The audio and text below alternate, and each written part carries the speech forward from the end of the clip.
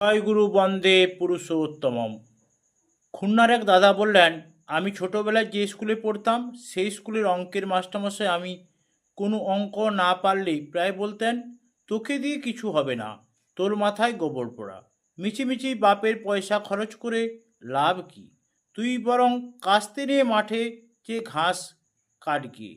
সবার সামনে এরকম বলতেন আর আমার অত্যন্ত অপমান বোধ হতো, কিন্তু যেগুলো পারতাম তার জন্য কোনো প্রশংসা করতেন না।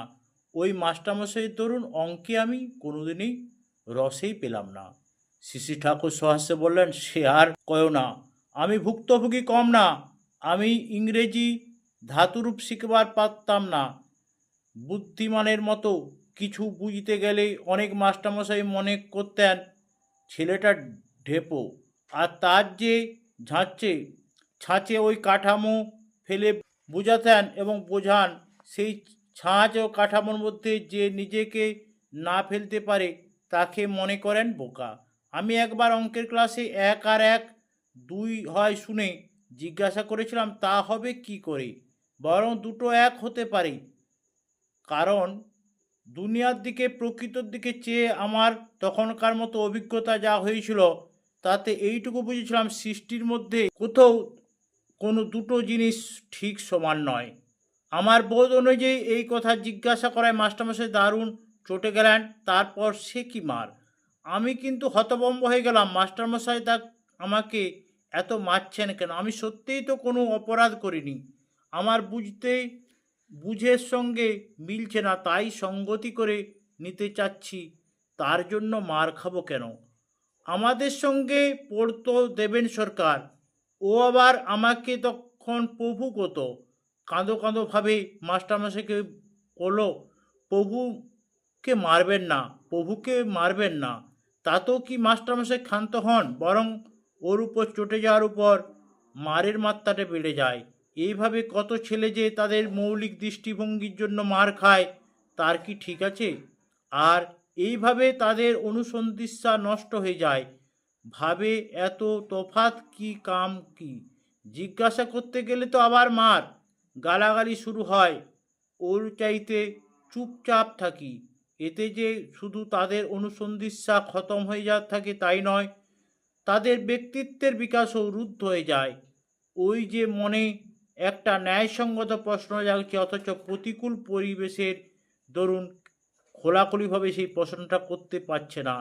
এতে একটা নিরোধ হয়, আর নিরোধ যার মধ্যে যত হয় তার ব্যক্তিত্ব ততখানি ব্যাহত হয়। তাই অভিভাবক বা শিক্ষক যদি সহানুভূতি সম্পন্ন না হন, তাদের কাছে ছেলেমেয়েরা যদি সব কথা পান খুলে বলতে না পারে, তাহলে তা সমূহ বিপদের কথা। যোগেনদা বলছেন, কিন্তু আপনি তো বলেছেন সম্মানযোগ্য দূরত্ব বজায় রেখে চলার কথা। সেরকম এ তো ক্ষেত্রে প্রযোজ্য।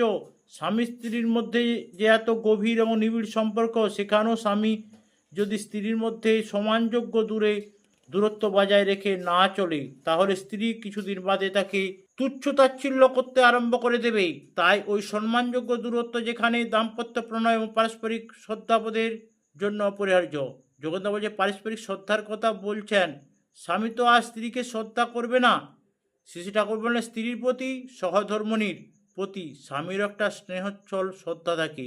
প্রত্যেকের ব্যক্তিত্বেই একটা মর্যাদা আছে। আত্মমর্যাদাশীল যারা, তারা অন্যকেও যথাযোগ্য মর্যাদা দিতে চলে। পারস্পরিক মর্যাদাদান অন্তর্নিহিত শ্রদ্ধাবোধের পরিচয় দেয়। যার যতটুকু মর্যাদা প্রাপ্য তাকে যদি ততটুকু মর্যাদা না দেওয়া যায়, তবে পারস্পরিক সম্পর্ক সুস্থ স্বাভাবিক থাকে না। অন্তরের বন্ধনও শিথিল হয়ে উঠতে চায়। ধরেন আপনি বাবা, তাই বলে আপনি আপনার ছেলের সঙ্গে যথেষ্ট ব্যবহার করতে পারেন না। আপনার হয়তো তাকে শাসন করা প্রয়োজন, কিন্তু সকলের সামনে, সব জায়গায়, সব অবস্থায় শাসন করা চলে না। যেসব অভিভাবক এইগুলো বুঝে চলতে না পারে, ছেলেকে তার প্রাপ্য মর্যাদা দিতে না জানে, ছেলেপেলে তাদের বেহাতি হয়ে যায়। শিক্ষক, স্বামী, জমিদার সবার বেলায় এই কথা। একজন জমিদারের কথা আমি জানি, যারা প্রজাপালি কিন্তু বদমেজাজি। রাগ হলো তো হাটের মধ্যেই একজনকে জুতো পেটে করে ছেড়ে দিল। এই তো মানুষের মর্যাদাকে ক্ষুণ্ণ করে চলা। এ কিন্তু বেশি দিন চলে না, এর প্রতিক্রিয়া আছেই। ওই অগণ্য নগণ্য দুর্বল যারা, তারা প্রবলদের এমন করে বিব্রত করে তুলতে পারে যে তখন আর তারা চোখে মুখে পথ দেখতে পায় না। কাউকে অপমান করছেন কি, আপনাকে পাল্টা অপমানের জন্য প্রস্তুত থাকতে হবে। প্রত্যেকটা ব্যক্তির অহং যথাযোগ্যভাবে নাড়াচাড়া করা চাই। এ যারা না করতে জানে তারা বিপদে পড়বেই। আবার শুধু বাহ্যিক ব্যবহার ভালো হলে চলবে না, ভাব ভালো হওয়া চাই। অনেকে মৌখিক ভালো ব্যবহার করে কিন্তু তার মধ্যে যেন কোনো প্রাণ নেই, তাতে কিন্তু মানুষের প্রাণ ভেজে না। আবার অনেক অন্তরের থেকে অন্যকে অবজ্ঞা করে নিজেকে সর্বসের্বা মনে করে, মানুষের প্রতি অশুভ বুদ্ধি অসূয়া পোষণ করে, কিন্তু বাইরে একটা মোলায়েম ও কৌশলী চাল নিয়ে চলে। এরা সাময়িকভাবে মানুষকে বিভ্রান্ত করতে পারলেও দীর্ঘদিন তাদের স্বরূপ অনুদ্ঘাটিত থাকে না। হ্যাঁ, তার একটা কথা মনে পড়ে গেল, স্ত্রীর প্রতি সশ্রদ্ধ ব্যবহারে আরও একটা বিশেষ প্রয়োজন আছে।